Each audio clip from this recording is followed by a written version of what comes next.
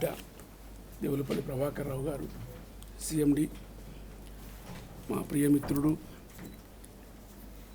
Chairman state council of higher education professor T Papireddy garu, ఆ registrar గారు, అదేవిధంగా ఈ సభలో ఉన్నటువంటి ఈ ప్లాంట్ను ఇన్స్టలేషన్ చేసినటువంటి మన కాంట్రాక్టరు వాళ్ళ ఏజెన్సీ నోవా ఏజెన్సీ తరఫు నుంచి వచ్చినటువంటి అధికారులు,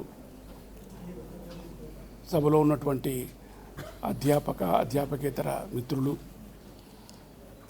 ప్రత్యేకంగా వేరే పని మీద వచ్చినా కానీ మా ఆహ్వానం స్పందించినటువంటి ప్రొఫెసర్ గంట రమేష్ గారు, ప్రొఫెసర్ ఏ పురుషోత్తమరావు గారు, అందరికీ మరోసారి నమస్కారం. మిత్రులారా, ఈ దేవులపల్లి ప్రభాకర్ రావు గారిని నాకున్న అభిప్రాయం అంటే వారి మీద సార్ మాకు చాలా సన్నిహితుడు, వరంగల్ జిల్లాలో చదువుకున్నాడు, రంక్షాపేట హై స్కూల్లో హెచ్ఎస్సి, పీజీ సెంటర్ ఫస్ట్ బ్యాచ్లో ఎంకామ్ స్టూడెంట్, కానీ ఎంకామ్ కంప్లీట్ అయ్యాక డిస్కంటిన్యూ చేసి మళ్ళీ ఇక్కడ జాయిన్ అయ్యి 50 ఏళ్ల పాటు ఈ మన ఎలక్ట్రిసిటీ బోర్డులో పనిచేస్తూ ఇప్పటిదాకా చంద్రు. విద్యాసాగర్ రావు గారికి ఇరిగేషన్ మీద ఎంత అథారిటీ ఉందో విద్యుత్ శక్తి రంగం మీద ఆర్ విద్యాసాగర్ రావు గారికి, విద్యుత్ రంగం మీద కూడా ప్రభాకర్ రావు గారికి అంత పట్టు ఉన్నది. అందుకోసమే ముఖ్యమంత్రి గారి వారి సేవల్ని గుర్తించి, వారి సామర్థ్యాన్ని గుర్తించి ఈ పనిని ఒప్పజెప్పిండ్రు. చాలా సమర్థవంతంగా వారు నిర్వహిస్తూ ఉన్నారు. ఏదో ఒక రూపంలో ప్రభాకర్ రావు గారిని మా యూనివర్సిటీకి పిలిచి ఏదో ఒక కార్యక్రమంలో ఇన్వాల్వ్ చేయాలనే కోరిక చాలా రోజుల నుంచి నాకుండే. ఆ కోరిక ఈ విధంగా తీరింది. మా ఆహ్వానాన్ని అడిగిన వెంటనే మన్నించి ఈరోజు ఇక్కడికి వచ్చి ఈ సౌర విద్యుత్ శక్తి ప్లాంట్ను ప్రారంభించినందుకు మరొకసారి మా విశ్వవిద్యాలయం తరఫున, నా తరఫున, మనందరి తరఫున కూడా కృతజ్ఞతలు తెలియజేస్తూ ఉన్నాను. ఈ సౌర విద్యుత్ ప్లాంట్ రావడానికి వెనుక కొంత పూర్వరంగం ఉన్నది. ఈ బ్యాక్గ్రౌండ్ ఏమిటంటే, మా Bharat Reddy, electricity engineer of our engineering department, వచ్చిన రోజు నుంచి ఆయన అంటా ఉండే సౌర విద్యుత్ ప్లాంట్ పెట్టుకుందాం సార్, మనం చాలా ఎలక్ట్రిసిటీ బిల్ సేవ్ చేయొచ్చు అని. ఈ was very much after me.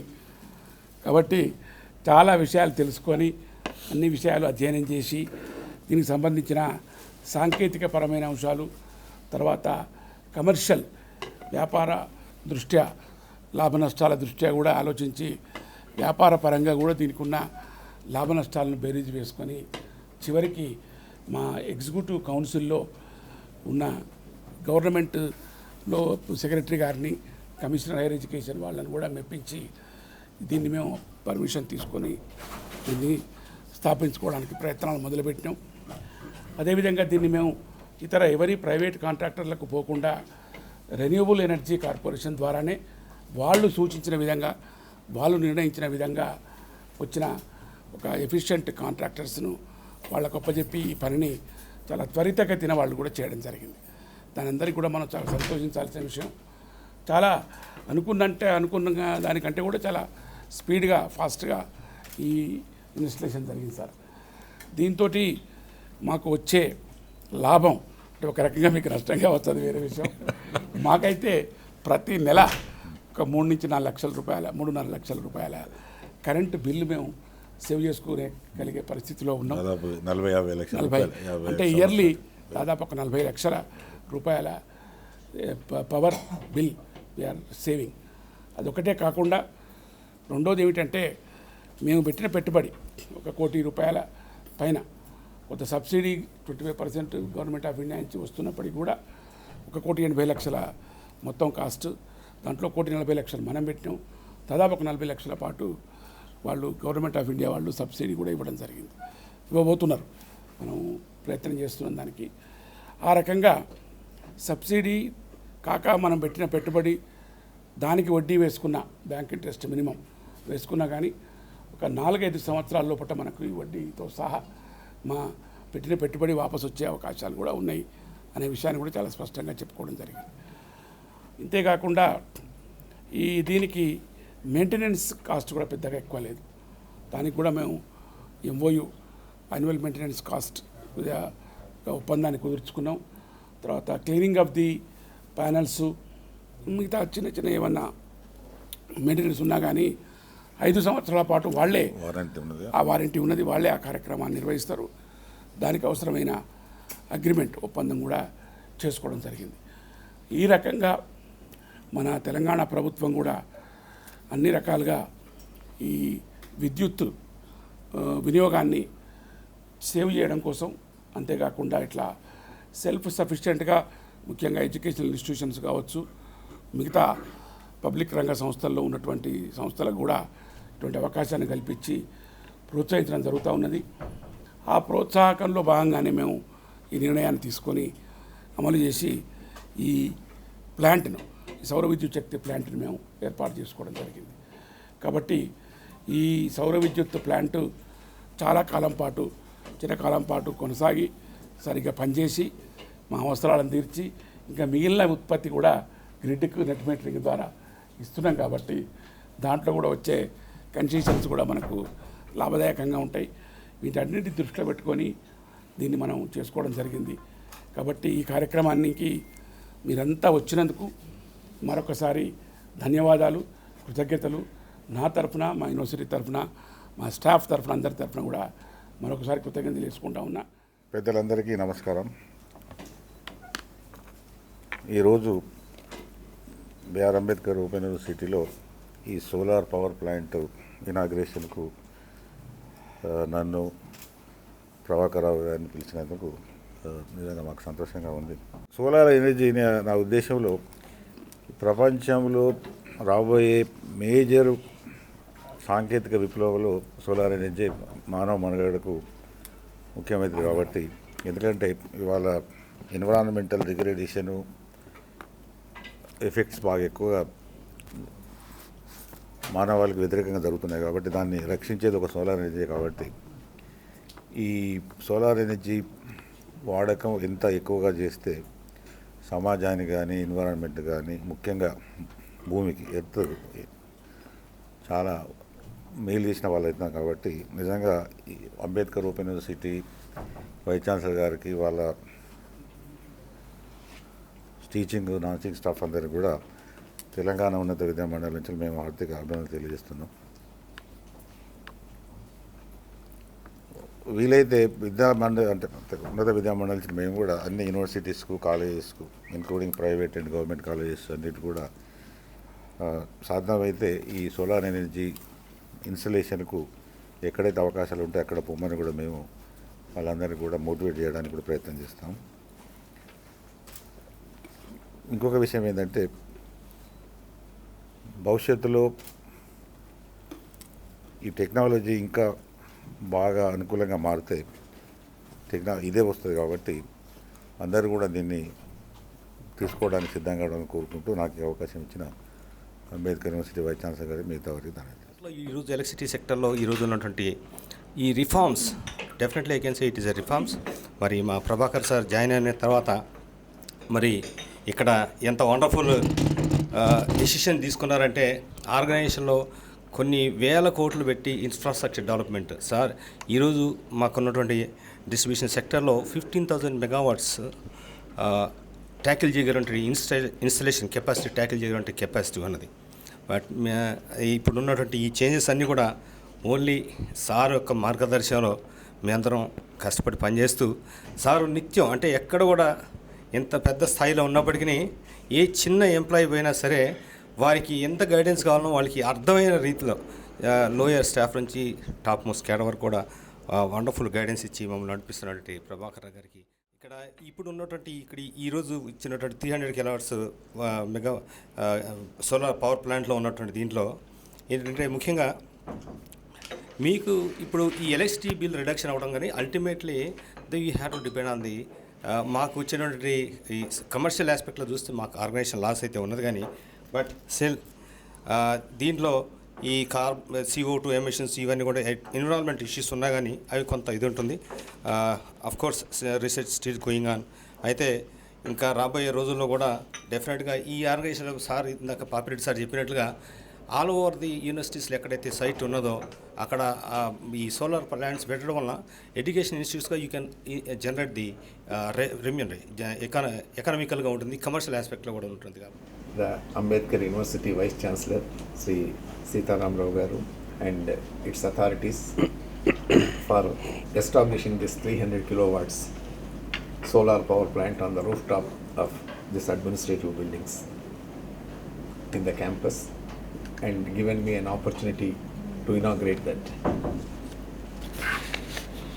Solar energy is not only cost effective, but it's also ecologically sustainable source. Considerable progress also is made in the energy transition from fossil fuels to other sustainable sources of energy. Because not only emissions, during the course of time, the coal stocks are also getting diminished. And solar energy costs also have sufficiently, they have come down. And I am sure that it may further, it will continue. But in my personal opinion, we need solar energy, but it is only supplemental. As long as it is stored in a lithium battery, till then it is only supplemental energy. The base load is always again either the fossil or the nuclear. So, and the functioning of solar power, in my opinion, it correlates with our functioning.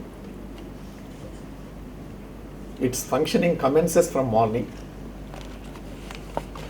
as our efficiency also, our efficiency is more in the morning. It is correlated to and reaches its peak by afternoon and evening and comes down by evening or night. It will be still by evening. So the solar power, it is related to our again human beings, and but it is very apt solution for universities, colleges, offices, which are having most of their requirement only during daytime. Of course, again, in the evening you require our power. So, that is what I was telling you.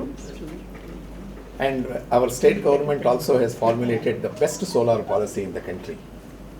Our policy in 2015, it is considered to be the best policy. We have got the distributed solar generation. Wherever the availability was there, transmission availability was there, there we have allowed them, the private people, to install their solar plants, so that the investment also is less, transmission cost also is less, transmission losses are also less. And apart that, and we have developed in the state itself. When the state was formed, we had only 73 megawatts of solar power. But today we have got 3,407 megawatts of solar power.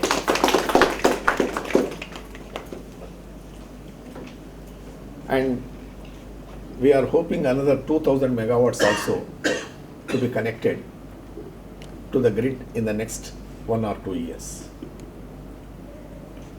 And Electricity Act also 2003 mandates the procurement of power from non-conventional sources, and they have also specified it shall be not less than 7%. Now earlier it was 5%.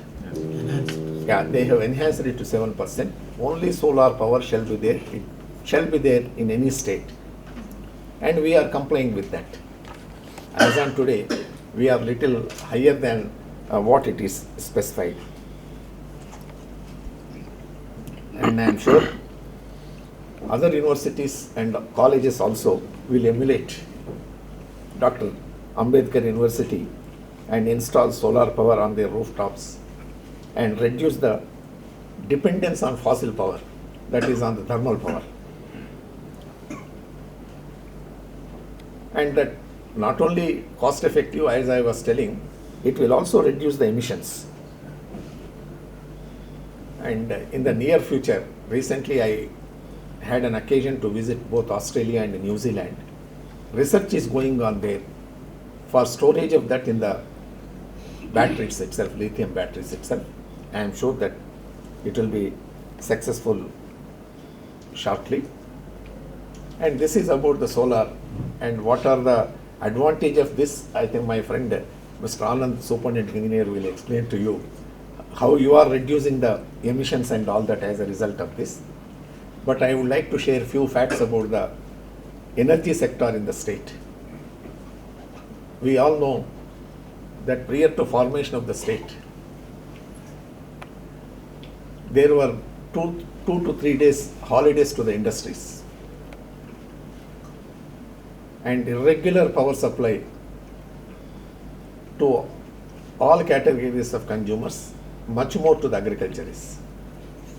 And our installed capacity at the time of formation of the state was 7,778 megawatts. Now we have doubled that. Today the capacity in the state is 15,502 megawatts. Of course, that consists of 3,407 megawatts of solar also. And we have got around more than 2,400 megawatts of hydel power.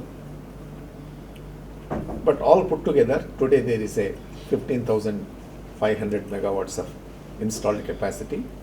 And we have met the highest peak demand last month, 10,818 megawatts. This was there in the composite state. Few years back, the peak demand what we have met was in the composite state. When the state was formed, our peak demand was only 6,600 megawatts. But whereas now we have met 10,818, 70 to 80%. and we are prepared to, and we have spent so much, not only in the generation, in the transmission and distribution. In the last 3 years, we have spent 17,800 crores for strengthening of the transmission and distribution system. As a result, we are able to supply the reliable power in the state today.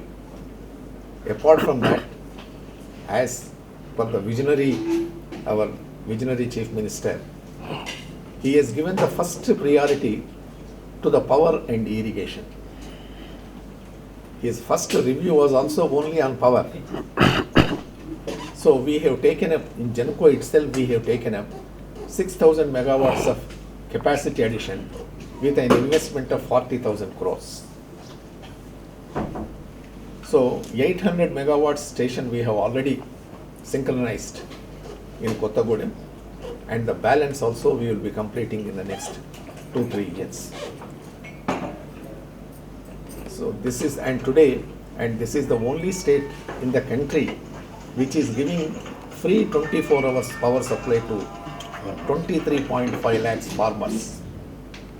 No other state, some of the states they are giving power, but not 24 hours, and that too with free.